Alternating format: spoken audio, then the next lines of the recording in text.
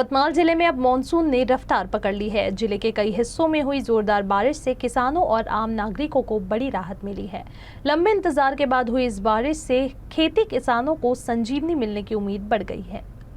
यवतमाल जिले में पिछले कुछ समय से मानसून की बारिश का इंतजार किया जा रहा था।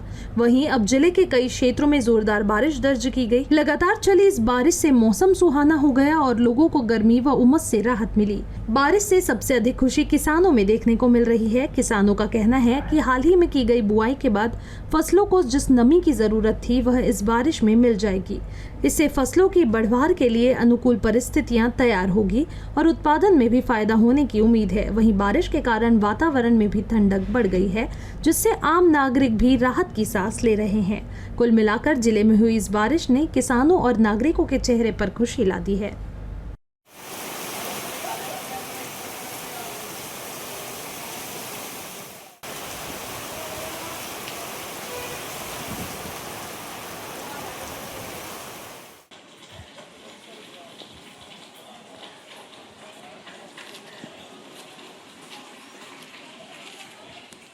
यवतमाल जिले के पूसद शहर में एमपीडीए कानून के तहत बड़ी कार्रवाई करते हुए पुलिस ने एक अपराधी को 1 वर्ष के लिए नजरबंद कर केंद्रीय कारागृह भेज दिया है। आरोपी के खिलाफ हत्या के प्रयास, अवैध शराब बनाना, रेत तस्करी, अवैध हथियार रखने समेत कुल 13 गंभीर मामले दर्ज है। यवतमाल जिले के पूसद और पोफाइली इलाके में आतंक मचाने वाले अपराधी सैयद मुसब्बिर को पुलिस ने एमपीडीए एक्ट कानून के तहत गिरफ्तार कर लिया है। उस पर हत्या के प्रयास, अवैध शराब, रेत तस्करी और लोगों को धमकाने जैसे 13 गंभीर मामले दर्ज है। जिला कलेक्टर के आदेश के अनुसार 1 साल के लिए आरोपी को नजरबंद कर केंद्रीय कारागृह भेज दिया गया है। पुलिस की सख्ती से इलाके में अपराध पर लगाम लगने की उम्मीद है। यवतमाल ग्रामीण पुलिस ने वाहन चोरी के एक मामले का पर्दाफाश करते हुए 3 शातिर चोरों को गिरफ्तार किया है। पुलिस ने आरोपियों के कब्जे से चोरी की मोटरसाइकिल, एक ऑटो और अन्य सामान सहित 3,70,000 रुपए का माल बरामद किया है। यवतमाल पुलिस ने वाहन चोरी के एक बड़े गिरोह का पर्दाफाश करते हुए 3 आरोपियों को गिरफ्तार किया है। आरोपियों की निशानदेही पर पुलिस ने 3,70,000 मूल्य की 3 मोटरसाइकिल, एक ऑटो और अन्य सामान जब्त किया है। पूछताछ में आरोपियों ने यवतमाल और अमरावती में कई वारदातों को अंजाम देने की बात कबूल की है। फिलहाल पुलिस तीनों से गहन पूछताछ कर रही है, जिससे और भी खुलासे होने की उम्मीद जताई जा रही है। यवतमाल जिले में खरीफ सीजन की बुआई का काम तेजी से शुरू हो चुका है और ऐसे में किसानों को फसल ऋण की आवश्यकता भी बढ़ने वाली है। इसी को देखते हुए जिला कलेक्टर विकास मीणा ने बैंकों को निर्देश दिए कि फसल ऋण के लिए आवेदन करने वाले किसानों को प्राथमिकता के आधार पर ऋण मंजूर कर समय पर आर्थिक सहायता उपलब्ध करवाई जाए। राजस्व भवन में आयोजित जिला सलाहकार समिति की बैठक में कलेक्टर विकास मीणा ने बैंक अधिकारियों के साथ खरीफ सीजन की तैयारियों और विभिन्न सरकारी योजनाओं की समीक्षा की। बैठक में उन्होंने कहा कि एल नीनो से प्रभाव के कारण किसानों को कठिन परेशानियों का सामना करना पड़ सकता है, इसीलिए बैंकों को किसानों के प्रति सकारात्मक दृष्टिकोण रखते हुए उनकी ऋण आवश्यकताओं को प्राथमिकता देनी चाहिए। कलेक्टर ने स्पष्ट किया कि फसल ऋण मंजूरी के लिए किसानों के सिबिल स्कोर को बाधा नहीं बनाया जाना चाहिए। साथ ही 1 टाइम सेटलमेंट यानी OTS करने वाले किसानों को भी प्राथमिकता से ऋण दिया जाए। पशुपालकों को भी विशेष अभियान चलाकर ऋण सुविधा उपलब्ध कराने के निर्देश दिए गए हैं।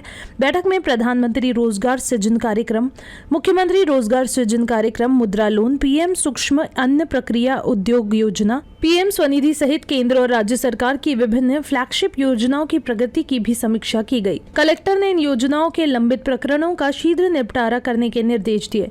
इसके अलावा प्रधानमंत्री जीवन ज्योति बीमा योजना, प्रधानमंत्री सुरक्षा बीमा योजना, जनधन योजना और अटल पेंशन योजना का लाभ अधिक से अधिक लोगों तक पहुंचाए जाने पर भी जोर दिया गया। यवतमाल जिले के नेर तहसील के घुई गांव में एक किसान पिछले 4 वर्षों से पारंपरिक फसलों की बजाय हल्दी की खेती कर रहा है। किसान का दावा है कि हल्दी की खेती से उसे हर साल लाखों रुपए की आय प्राप्त हो रही है। प्रगतिशील किसान गोपाल राठौड़ के पास नीर तहसील के घुई गांव में 7 एकड़ कृषि भूमि है। 4 वर्ष पहले उन्होंने पारंपरिक फसलों की खेती छोड़कर हल्दी की खेती शुरू की थी। किसान का कहना है कि हल्दी की खेती से पहले ही वर्ष में उन्हें अच्छी फसल का उत्पादन प्राप्त हुआ था। इसी सफलता को देखते हुए इस वर्ष भी उन्होंने अपनी पूरी 7 एकड़ भूमि में हल्दी की बुआई की है। किसान के अनुसार हल्दी की फसल में अच्छा उत्पादन प्राप्त होता है और तैयार फसल की 100% बिक्री बाजार में हो जाती है। इस पूरे मामले का जायजा लिया UCN न्यूज के संवाददाता उल्लास नेनावे ने। यवतमाळ जिल्हा हा शेतकरी आत्महत्याग्रस्त जिल्हा म्हणून खूप प्रसिद्ध आहे। आता अशातच यवतमाळ जिल्ह्यातील नेर तालुक्यातील घुई या छोट्याशा गावात एका शेतकऱ्यानं हळदीची लागवड केली आहे। हा शेतकरी गेल्या 4 वर्षापासून हळदीची लागवड करत आहे आणि पारंपरिक पिकाच्या उत्पादनापेक्षा दुप्पट उत्पादन हळदीच्या माध्यमातून हा शेतकरी घेत आहे। तर अशातच आपण आज नेर तालुक्यातील घुई या गावातील त्या शेतकऱ्याच्या शेतावर आलेलो आहे। आपण त्या शेतकऱ्यांकडून जाणून घेऊया की नेमकं कशा पद्धतीचं त्यांनी लागवड केली आणि कशा पद्धतीनं ते हळदीचं पीक घेत आहे। दादा मला सांगा की नेमकं किती एकर शेत आहे आणि या शेतीतून आपण पारंपरिक पीक न घेता कशा पद्धतीनं हळदीची लागवड केली आणि किती वर्षापासून करत आहे आणि कशा पद्धतीनं उत्पन्न घेत आहे या बाबतीत आपण काय सांगा? पूर्ण टोटल माझा परिचय, मी गोपाल राठोड आणि पूर्ण टोटल जवळपास माझी शेती 19 एकर आहे। या शेतामध्ये मी 7 एकर हळद लावलेली आहे। सर्वप्रथम मी पहिले बेड पाडून घेतले। बेड पाडून घेतल्यानंतर दरवर्षीप्रमाणे लेबरकडून पूर्ण लागवड केली। आता ड्रीप टाकून सगळं पाणी देणं सुरू आहे माझं। या पिकाकडं वळल्याचं कारण एकच आहे, हा पीक एक तर कोणी याला वन्य प्राणी किंवा मग कोणते प्राणी याला खात नाही आणि दुसरी गोष्ट पिकण्याची याची हमखास गॅरंटी आहे। हे कोणतं वाया जात नाही, कोणती आपत्ती येत नाही किंवा कशामुळे याचं नुकसान होत नाही, म्हणून हे पिकाकडे मी जवळपास आज 4 वर्षापासून याची लागवड करीत आहोत आणि मला चांगलं भरघोस पीक होत आहे। जवळपास एका एकराला आपल्याला 20 ते 25 हजार रुपये लागवडीपासून तर शेवटी काढणीपर्यंत हळद पूर्ण टोटल बॉईल करून पूर्ण पॉलिश करेपर्यंत खर्च येतो आणि साधारण एका एकराला कमीत कमी 15 ते 20 क्विंटल पर एकर याचं उत्पन्न होतो। आता अडचणीची आहे की याचं मार्केट आपल्याकडे यवतमाळमध्ये नाही आहे। याच्यासाठी आपल्याला हिंगोली किंवा वसमतला घेऊन जावं लागते आणि यावर्षीचा जर भाव पाहिला तर आपल्याला जवळपास चांगला भाव दर मिळालेला आहे। एक साधारण 12,000 पासून तर 15,000 क्विंटलपर्यंत आजचे भाव तिथं सुरू आहे। आणखी काही मला सांगा दादा की नेमकं कशा पद्धतीनं काही अत्याधुनिक तंत्रज्ञान तुम्ही वापरलं आहे का? शेतात लागवड करताना हळदीमध्ये कोणतं मोठं चॅलेंज आहे आणि युवा पिढी सध्या शेतीकडे वळत आहे, तर त्यांना आपण कशा पद्धतीनं मेसेज द्याल आणि बाजारपेठ यवतमाळ जिल्ह्यात उपलब्ध नसल्याने आपल्याला नेमका कशा पद्धतीचा त्रास होतो आणि लागवड ते काढणी इथपर्यंत साधारणपणे किती कालावधी लागतो? आता लागवडीपासून साधारण एक पूर्ण जर वेळ बघतो म्हटलं तर 10 महिने याला आपल्याला कंटिन्यू पिरियड लागतो। आणि दुसरा प्रश्न तंत्रज्ञानाचा तर काही विषय नाही। तंत्रज्ञान म्हणजे कसं आहे, तुम्हाला पाणी आवश्यक आहे भरपूर आणि ड्रीप पाहिजे। ड्रीपशिवाय हा पीक जवळपास नाही आहेत माझ्या मते, कारण आपण ड्रीपमधून याला कोणते बाकीचे खतं वगैरे सगळं ड्रीपमधून सोडतो। दुसरं युवा पिढीला म्हणण्याचं म्हणजे काय, ज्यांच्याकडे जर भरपूर पाणी असेल तर त्यांनी माझ्या मते हळदीकडे वळावं आणि हा पीक पारंपरिक पीक न लावता ह्या हळदीकडे वळून ह्या पिकाचा त्यांनी भरपूर फायदा घ्यायला पाहिजे।